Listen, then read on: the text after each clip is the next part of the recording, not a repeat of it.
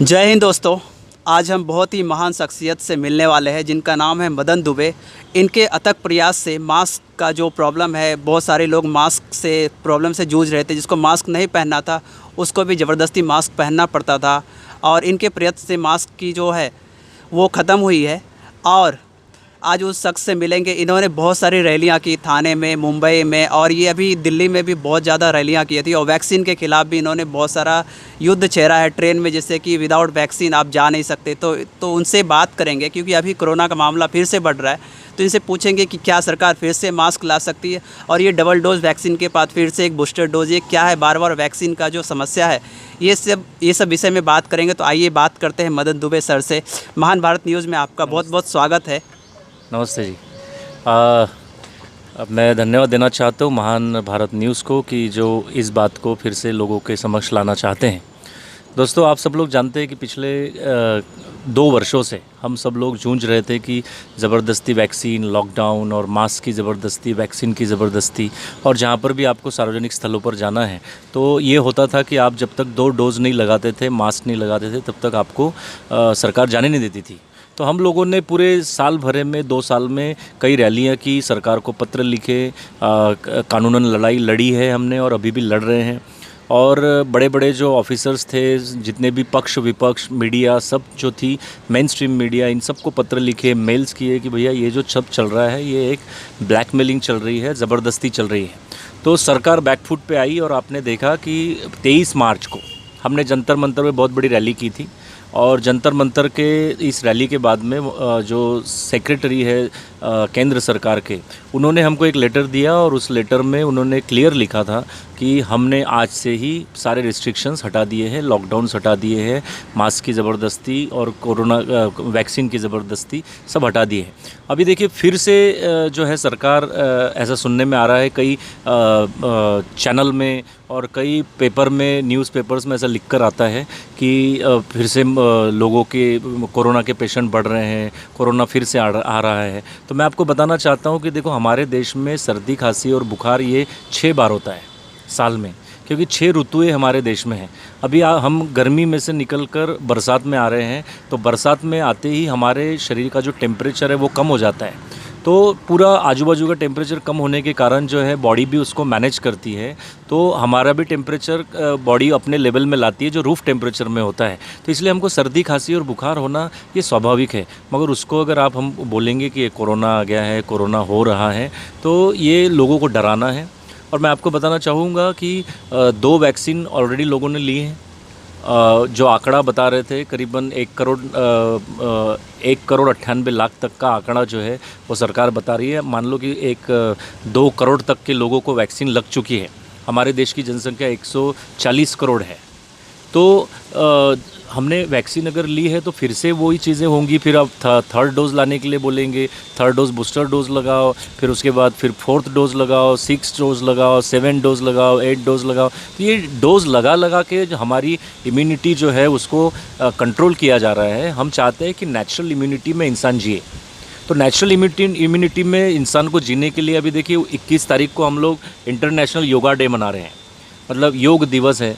180 जो कंट्रीज़ है, देश है, वो इसमें सहभागी होने वाले हैं। हमारे प्रधानमंत्री जो है वो खुद मैसूर में लाखों लोगों के बीच में वहाँ पर ज्वाइन होने वाले हैं। जगह जगह पर योगा दिवस मनाया जा रहा है। मैं आपको बताना चाहता हूँ कि योगा करिए, खुली हवा में रहिए, और मास्क लगाने से जो है वो कोरोना रुकता है या उसका प्रसार रुक जाता है, ऐसे कोई एविडेंस आज तक किसी भी साइंस के किसी इंस्टीट्यूट के पास नहीं है, किसी सरकार के पास नहीं है। तो सर, मैं आज जानना चाहता हूँ कि अभी 2-3 जो हाई पर्सनैलिटी है, कोई सिंगर है, कोई ऐसे डॉक्टर है जो बहुत सारे लोग परफॉर्म करते हुए उनको हार्ट अटैक आ गया, तो इसका कारण क्या है? वैक्सीन है या फिर मास्क है या फिर दूसरा कुछ हो सकता है? देखिए, मास्क का भी कारण हो सकता है, क्योंकि जब आप मास्क पहनते हैं तो आपके शरीर में से ऑक्सीजन की लेवल कम हो जाती है। और हमने तो ICMR को ये पूछा था कि भैया आपके पास में कोई एविडेंस है क्या कि सर ये मास्क पहनने से कोरोना रुक जाता है, उसका प्रसार। पर उन्होंने कहा, हमको लिखित में दिया कि हमारे पास में ऐसा कोई एविडेंस नहीं है, ऐसी कोई स्टडी नहीं है। फिर आप जो बोल रहे हैं कि अभी जैसे केके है, एक सिंगर है, तो वो केके जो है वो परफॉर्म कर रहे थे और परफॉर्म करते करते उनको हार्ट अटैक आ गया। तो हार्ट अटैक अगर आ गया तो मैं आपको ये बताना चाहता हूँ कि ये सिर्फ और सिर्फ जो ना वैक्सीन के साइड इफ़ेक्ट्स है। वैक्सीन के साइड इफ़ेक्ट्स में गिलियन बैरे सिंड्रोम हो जाना, मतलब GBS हो जाना, ये WHO खुद कह रहा है, और WHO के जो ऑफिसर्स है वो खुद कह रहे हैं कि जब इंसान वैक्सीन लगाता है तो उसको गिलियन बैरे सिंड्रोम हो सकता है। मान लो कि आपके चेहरे के हाव भाव लड़के के हैं तो वो लड़की के हो सकते हैं, आपके हार्मोन्स बदल सकते हैं, आपको जो है वो इम्यूनिटी डिसऑर्डर हो जाता है, इम्यून डिसऑर्डर हो सकता है, मतलब कि पेट खराब हो जाना, आपको पैरालिसिस हो जाना, आपके हाथ लूले लंगड़े हो जाना, आपको सुनाई कम देना, आँखों की रोशनी कम हो जाना, आपके डायबिटीज़ की लेवल बढ़ जाना, शुगर की लेवल बढ़ जाना। तो ये सारे जो है ना ये गिलियन बैरे सिंड्रोम का होता है। और आपके शरीर में क्लॉट्स हो जाना, और क्लॉट्स हो जाने के बाद में हार्ट अटैक आना, ये भी उसी गिलियन बैरे सिंड्रोम का ही एक इफ़ेक्ट है, जिसके कारण लोग जो है। और मैं आपको बताऊं कि 2008 में जिसको नोबेल पुरस्कार मिला था, वो नोबेल पुरस्कार विजेता एक वायरोलॉजिस्ट थे, ठीक है, जिसका नाम था ल्यूक मॉन्टिग्नर।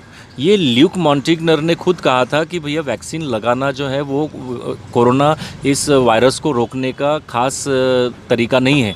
उससे जो आप इसका म्यूटेंट बढ़ाएंगे, इसकी शक्ति बढ़ाएंगे, और शक्ति बढ़ा कर आप जो है ना नए नए म्यूटेंट लाएंगे जिनकी शक्ति बढ़ी हुई होंगी और आपकी इम्यूनिटी कम होंगी।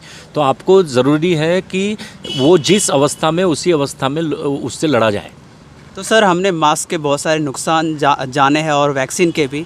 मैं सुना हो कि आपका थाने में क्लिनिक है, उसमें आपका फ्री में इलाज होता है कैंसर जैसे भयंकर बीमारियों का। तो उसके बारे में दोस्त बताएं, और जो लोग नहीं जानते वो लोग भी इसका फ़ायदा उठा पाए। देखिए, हम जो है ना राजीव दीक्षित जी के फॉलोअर्स हैं। मैं तो खुद उनके साथ में उम्र की 12 वर्ष से जुड़ा हुआ हूँ। जब मेरी उम्र 12 वर्ष की थी, आज मेरी उम्र 42 ईयर्स की है। तो मैं 12 वर्ष की उम्र से उनसे जुड़ा, और हमने आयुर्वेदा के ऊपर बहुत सारे रिसर्च किए। जब देश में 85 करोड़ लोग बीमार थे, तो 2003 में हम लोगों ने तब लोगों को बताना शुरू किया कि सरकार जो है इन बीमार लोगों की व्यवस्था नहीं कर सकती, इनके रोगों को ठीक नहीं कर सकती, तो क्योंकि इतना पैसा ही नहीं है, इतने डॉक्टर्स ही नहीं है। तो हम लोगों ने 2 ऐसे पुस्तकों का ज़्यादा अध्ययन किया जो महर्षि वाग्भट जी द्वारा लिखी हुई थी। एक पुस्तक थी अष्टांग संग्रहम और दूसरी अष्टांग हृदयम। तो इसमें 7000 सूत्र लिखे हुए हैं। इन सूत्रों को अगर कोई पालन करता है तो मैं आपको गारंटी से कहता हूँ कि कोई भी व्यक्ति बीमार नहीं पड़ सकता, और अगर वो बीमार है तो उसको वो ठीक हो सकता है अपने आप से। और हमारा क्लिनिक है ठाणा स्टेशन के पास में, वॉकिंग डिस्टेंस पर, जहाँ पर हम सर्दी खांसी से लेकर तो कैंसर तक की बड़ी बड़ी बीमारियों को ठीक करते हैं। और हम 1 रुपया भी किसी से नहीं लेते, क्योंकि राजीव दीक्षित भी किसी से पैसा नहीं लेते थे। तो आपको अगर कोई रोग हो तो आप हमसे फ्री ऑफ कॉस्ट ये ट्रीटमेंट ले सकते हैं। वहाँ पर आकर आपको आपकी रिपोर्ट्स दिखानी होंगी, और जो भी उसका निदान निकलेगा हम फ्री ऑफ कॉस्ट आपकी ट्रीटमेंट करेंगे।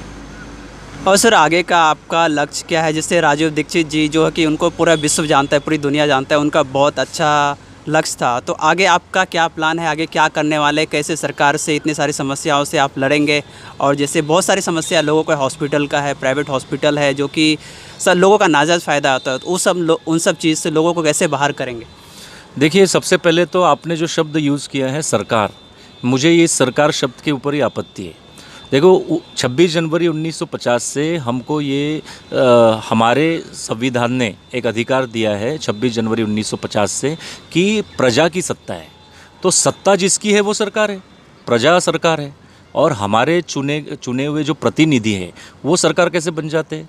वो लोक सेवा की एग्ज़ाम देते हैं, लोक सेवा की एग्ज़ाम देकर और हम चुनकर उनको भेजते हैं, हमारे प्रतिनिधि होते हैं, तो वो सेवक होने चाहिए। हर गाड़ी पर जो भारत सरकार लिखा हुआ है, भारत सरकार की बजाय भारत सेवक होना चाहिए। महाराष्ट्र सरकार है तो महाराष्ट्र सेवक होने चाहिए, मगर वो सेवक नहीं लिखते, वो मालिक बन गए हैं।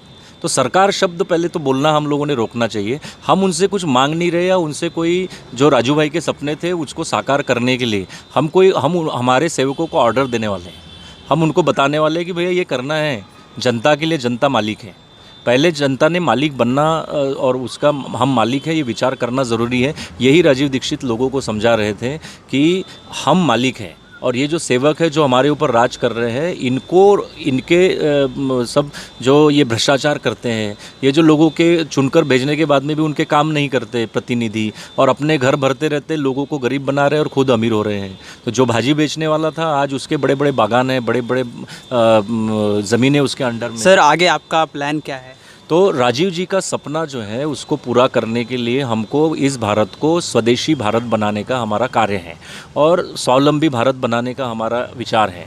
हर गांव स्वावलंबी बने, हर गांव में एक गौशाला, एक हमारा गुरुकुल पद्धति से चलने वाला पाठशाला हो, दूसरी हमारी स्वास्थ्य व्यवस्था अच्छे से चलने के लिए हमारे स्वास्थ्य चिकित्सा के हॉस्पिटल्स हो, हमारे निसर्गोपचार केंद्र हो हर गांव में। वहाँ पर जो है लोगों को बेरोज़गारी से बचाने के लिए लोग गांव में ही अपनी चीज़ें बनाएं, वो स्वावलंबी बने। ऐसी 4 चीज़ें हम हर गांव में तैयार करना चाहते हैं और जब गांव तैयार होंगे तो अपने आप वहाँ की चीज़ें जो है लोगों तक पहुँचेंगी। मल्टीनेशनल कंपनियों को हम इस देश से भगाना चाहते हैं। हमारा देश जो है वो स्वावलंबी बने, स्वदेशी बने और जो है वो अपने आप में जो है एक जो वोकल फॉर लोकल बोल रहे हैं ना, वोकल फॉर लोकल का मतलब ही स्वदेशी है और उसको हमको समझने की ज़रूरत है। एक स्वदेशी भारत बनाने का हमारा विचार है।